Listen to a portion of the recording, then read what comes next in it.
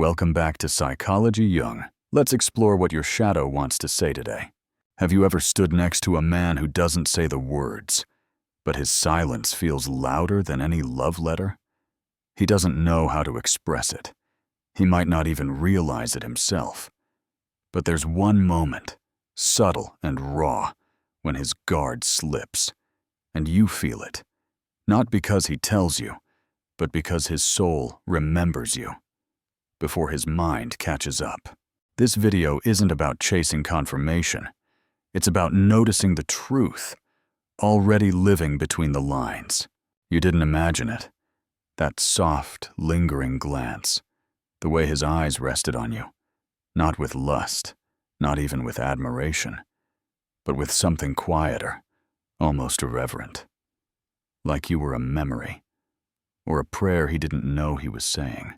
And then, just as quickly, he looked away. That's the moment we're talking about. The one you didn't know what to do with, because no words were exchanged, no confessions made, no promises spoken. But something passed between you, something unmistakably real. Most women miss it, not because they're not paying attention, but because they've been trained not to believe it. They've been conditioned to look for effort, not energy, for loud declarations of love, grand gestures, clearly defined labels. But soul connection? It rarely introduces itself loudly. Carl Jung believed that the unconscious reveals itself not through words, but through symbols, glances, gestures, subtle currents that speak more honestly than the ego ever could. And when a man is truly moved by a woman, it often slips through when his guard is down. Like the way he looks at you when he thinks you're not watching. It's in that fleeting, unfiltered moment that the soul speaks. And what it reveals is this: there's a part of him that sees you, that's drawn to you not for what you do, not for how you look, but for who you are when you're not performing. Because deep down, he feels something with you that he can't quite name. But here's where it gets painful. Many women feel this moment, then immediately doubt it. They say, maybe I imagined it. If he really felt something, wouldn't he say it? He's probably just being polite. And in doing so, they invalidate the part of themselves that felt the truth. They abandon the quiet knowing of their body for the loud uncertainty of their mind.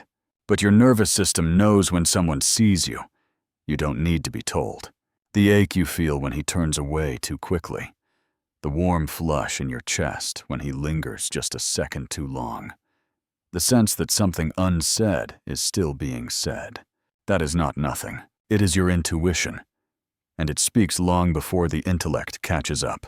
Sometimes the man who loves you the most is also the one who doesn't know how to love yet. He's still learning how to feel, how to let down his guard, how to receive the very thing he longs for. So instead of coming closer, he glances, then looks away. Because your presence is overwhelming, not because it's wrong, but because it's true. You mirror something in him, a part he hasn't learned to trust, a depth he's afraid to enter. And if you're a woman who's spent her life shrinking to be loved, this kind of gaze can be terrifying, because it doesn't ask you to perform. It asks you to be seen, not just in your beauty or your softness, but in your realness, in your quiet, messy, feeling self. The woman who sits with her emotions, the woman who doesn't hide behind small talk, the woman who makes eye contact and doesn't flinch. That's the kind of woman who awakens something primal and sacred in a man. But here's the hard truth. You can't force him to meet you there. You can only meet yourself. And when you do, when you honor the part of you that felt something in that glance, you stop chasing love that performs and start attracting love that recognizes. So the next time you catch that look, don't dismiss it. Don't immediately rush into overthinking. Just breathe. Stay in your body. Let your soul register it. Because sometimes Love doesn't speak in words. It speaks in moments, in presence, in the kind of gaze that says, "I see you, and I'm not ready, but God, I wish I was." You know that feeling, when your heart races, your breath shortens, and there's a magnetic pull that makes it hard to think straight. You call it chemistry, maybe even fate. But deep down, something feels off. That's intensity. It's not intimacy. Many women mistake the two, and it's not your fault. In fact, you were likely conditioned to believe that love is supposed to feel like a roller coaster, like butterflies and obsession, like emotional highs followed by anxious lows. But here's the truth that few are brave enough to admit. Intensity often comes from unresolved wounds. It's fire without grounding. It's the nervous system's response to familiarity, not safety. Think about it. Why do you keep being drawn to the person who's unpredictable? Why does the one who keeps you guessing also keep you coming back? Carl Jung once said, "Until you make the unconscious conscious, it will direct your life, and you will call it fate." This is one of those moments. Intensity feels addictive because it mirrors your earliest emotional patterns. For many women, especially those who grew up needing to earn love or attention, the body learned that unpredictability equals importance. When love wasn't stable, it became something to chase. So now, when someone gives you just enough texts, just enough touch, just enough affection to keep hope alive, your nervous system lights up like a Christmas tree. You feel alive, but not safe. You feel seen, but only in pieces. And part of you knows something isn't right, yet you stay.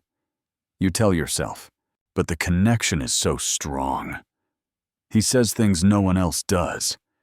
I just feel something I can't explain. Of course you do. That's the nervous system recognizing something familiar, not necessarily something good for you. Intimacy, on the other hand, is quieter. It doesn't flood you with anxiety. It invites you into safety, into slowness, into soft presence. Real intimacy isn't fireworks. It's the warmth of a steady flame. It doesn't make you question your worth or decode mixed signals. It lets you rest, not chase. And most importantly, your body knows the difference. Start listening to how your body reacts when you're around him. Do you feel relaxed in your belly or tight in your chest? Do you breathe deeply, or are you holding your breath, waiting for his next move? These are signs, and your body never lies. Take a pause here. What's your body doing right now as you listen to this? Tight shoulders, a lump in your throat, a subtle clenching in your gut? These are whispers, not just physical sensations, but messages from your unconscious. They speak before your mind can catch up.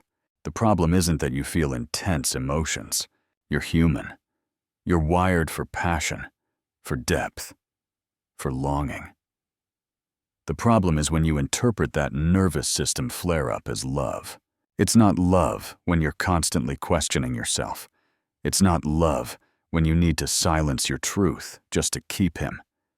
It's not love when you only feel desired in chaos. That's trauma bonding. That's wounding disguised as romance. And here's the most radical truth of all. The one who makes you feel most anxious isn't necessarily the one your soul longs for. He's just the one your survival system knows best. So what do you do with this insight? You begin by slowing down. You become curious instead of reactive. The next time you feel that electric pull, pause. Ask your body, is this excitement or is it a trauma? Is it a trauma response? Do I feel expanded or contracted? Is this connection feeding my soul or feeding my wounds? These questions aren't meant to make you walk away from love. They're meant to bring you back to yourself so that you can choose who you move toward, from a place of sovereignty, not survival. And as you begin listening to your body more than your fantasy, you'll start to attract a new kind of love. One that holds space for your truth. One that doesn't make you feel too much for wanting to be deeply seen. Let's check in. Has this ever happened to you? Have you stayed in something intense because it felt meaningful, even when your gut said otherwise? Let me know in the comments if you feel safe to share, or even just take a moment to journal about it for yourself. Because recognizing this pattern isn't weakness, it's awakening. And healing doesn't always look like walking away with fire. Sometimes it's as simple and as powerful as saying, "This doesn't feel safe in my body, and I'm finally listening." There's a quiet kind of shame many women carry. It doesn't shout. It whispers. It lives in the pause before you say what you truly need, in the smile you fake to avoid seeming too much, in the stories you tell yourself, "I should be grateful for what I have. Maybe I'm expecting too much. If I ask for more, he'll leave." But beneath that shame is longing. And beneath that longing is power. Carl Jung once said, "There is no coming to consciousness without pain." And for many women, one of the most painful and liberating steps toward consciousness is to admit that they want more depth, more emotional safety, more soul connection, more than being chosen. They want to be understood. And here's where the shame creeps in. We've been taught to make ourselves small in the name of love.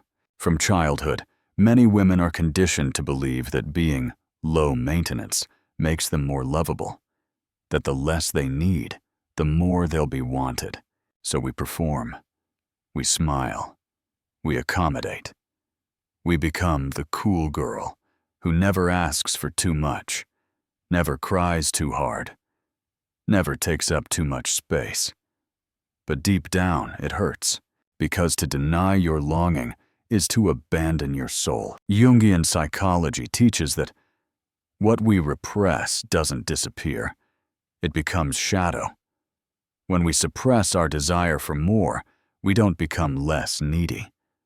We become resentful, disconnected, anxious. We become women who give everything, but feel unseen. There's a difference between demanding and desiring. Desire comes from the heart. It says, "This is what I truly long for." Demand comes from fear. It says, "If I don't get this, I will fall apart." But so many women have never been given permission to just desire, without guilt, without justification. And when that desire is for emotional depth, sacred intimacy, or simply being held without needing to earn it, we label it as too much. We internalize the idea that our longing is a burden, that our need to be deeply seen will drive people away, so we hide it. We water ourselves down. We accept the crumbs and call it a feast. But what if your longing isn't weakness? What if it's your soul trying to wake you up? Longing is a compass. It's your inner self pointing toward what feels aligned, real, sacred. When you feel a yearning that won't go away, it's not because something is wrong with you. It's because something inside you knows this isn't all there is. You weren't made to survive off surface-level affection. You weren't made to chase men who can't meet you in your depth. You were made for truth, for presence, for intimacy that breathes. Let's pause here. What do you long for? Really? Not what's acceptable. Not what's reasonable. What do you wake for at 2 a.m. when the world is quiet and your mask is off? Maybe it's to be held without needing to explain. Maybe it's to be seen not for what you do, but for who you are. Maybe it's to have someone say, "I see the whole of you, and I'm not afraid." Take a moment. Let that truth rise up in your chest. No shame, just honesty. And if you feel tears, that's not weakness. That's your soul saying, "Finally, thank you for listening." So what happens when you stop apologizing for your longing? You start becoming whole. You stop settling for men who only meet you halfway. You stop explaining yourself to people who never intended to understand. You stop performing, and you start attracting those who can feel your truth. Jung believed that healing comes from integration, the embracing of all parts of ourselves, even the ones we were told to silence. Your longing is one of those parts. It's not your flaw, it's your portal. And here's what's powerful. The more you honor your longing, the less desperate you become. Because longing rooted in self-worth isn't needy, it's magnetic. So let me ask you, have you been taught to shrink your desires? Have you ever felt ashamed for wanting more than what was offered? If you feel called, share your story in the comments, or simply hold it close and whisper to yourself tonight, I'm allowed to want more, and I'm worthy of receiving it.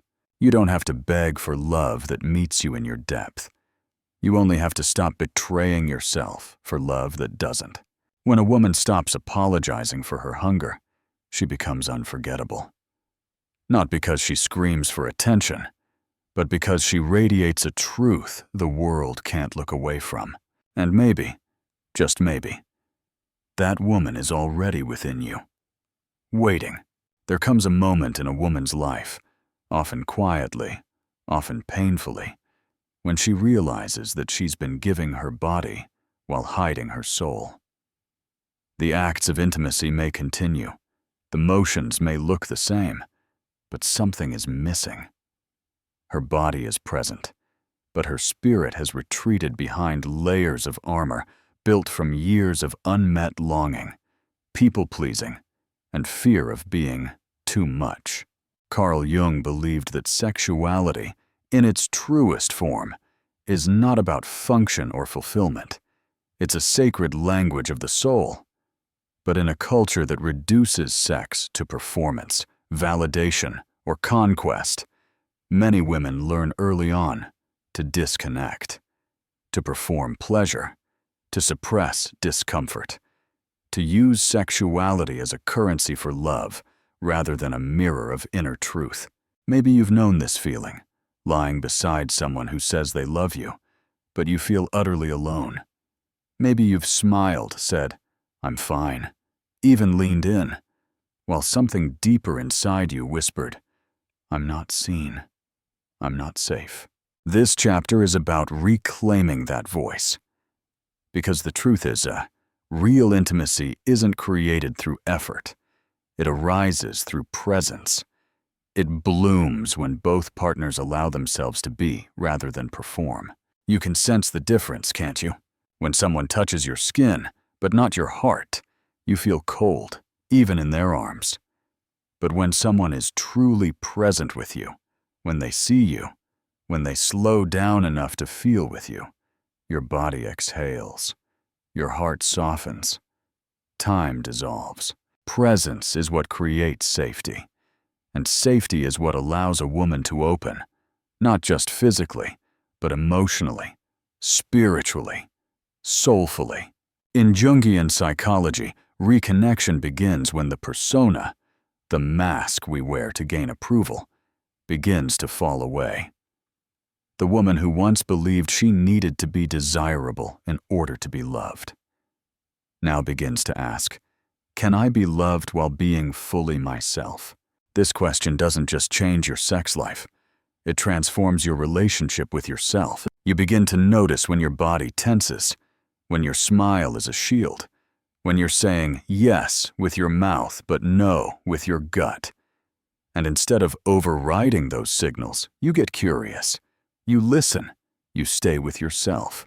That, right there, is soulful sexuality. It's not about perfect technique. It's not about keeping someone interested. It's about showing up as your full self, with your longing, your sensitivity, your boundaries, your messiness, and allowing that to be seen. And when a man meets you there, not to fix you, not to judge you, but to simply be with you, that's when sex becomes something sacred, something healing, something that brings you closer to yourself, not further away. There may be moments when you feel raw, vulnerable, even ashamed of how deep your needs go. But please know, your depth is not a problem. It's an invitation for you to stop abandoning yourself, to stop hiding behind the performance, and to finally come home to the woman who's been waiting underneath it all. Because that woman? She's worthy of being met, not just touched, not just admired, but met, fully, soul to soul.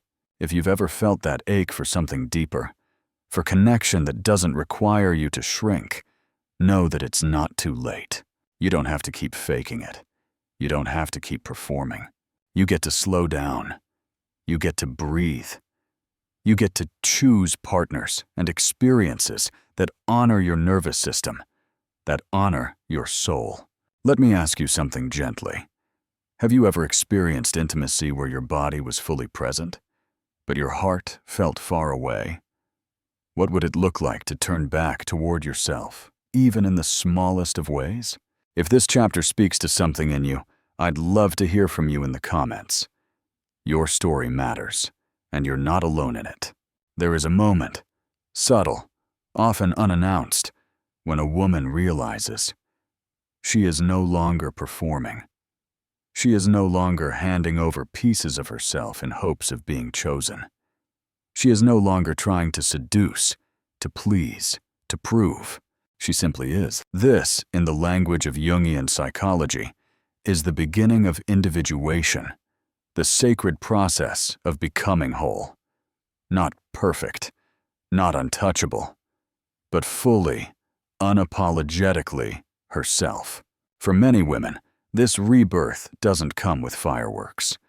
It often begins in silence, in choosing not to chase, in choosing not to smile when she doesn't feel safe, in saying no, not to punish, but to honor her own boundaries. She begins to reclaim her energy, not from men, but from the places she abandoned herself to feel desirable. This is what Jung called the return of the soul. And it's not loud, it's deep, like a river that's always been flowing beneath the surface, finally breaking through the hardened ground. You may feel this now, a tenderness rising, a truth that scares you, but also frees you. You've spent years giving yourself away in fragments, but now you gather the pieces. You begin to ask, what would it feel like to be loved while being fully me? Not just my beauty, not just my body, but my sadness, my hunger, my wildness, my depth. This is not about swearing off love or intimacy. It's about changing your relationship to it. It's about realizing that sacred sexuality, the kind that transforms you, doesn't start in the bedroom. It starts in your nervous system, in your presence, in your truth. You become the kind of woman who does not seek approval, because she already belongs to herself. And ironically, that is when you become magnetic. Not because of your body, not because of your charm, but because you are whole. Carl Jung taught that wholeness is not found by chasing light, but by integrating the shadow. And in sexuality, this means welcoming the part of you that once felt shameful. Your desire, your longing, your intensity, your hunger to be seen. When you reclaim those parts, something shifts. You stop apologizing for wanting more. You stop pretending you're okay with surface-level connection. You stop betraying your own instincts. Instead, you start protecting your tenderness. You slow down. You become the kind of woman who listens to her body, not the voice in her head that tells her to be nice or don't scare him away. You begin to ask, is this connection nourishing my soul, or is it draining it? You don't need the whole world to understand you. You don't need every man to love you. You just need to be anchored in the kind of self-love that refuses to abandon yourself, even in the name of romance. You become the woman who holds eye contact without flinching, who says, this doesn't feel right without guilt, who knows that real intimacy starts with the courage to stay soft in a world that taught her to harden. That's rebirth. And no, it's not always easy. There will still be moments of grief, moments when your old habits call you back, moments when being whole feels lonelier than being half-loved.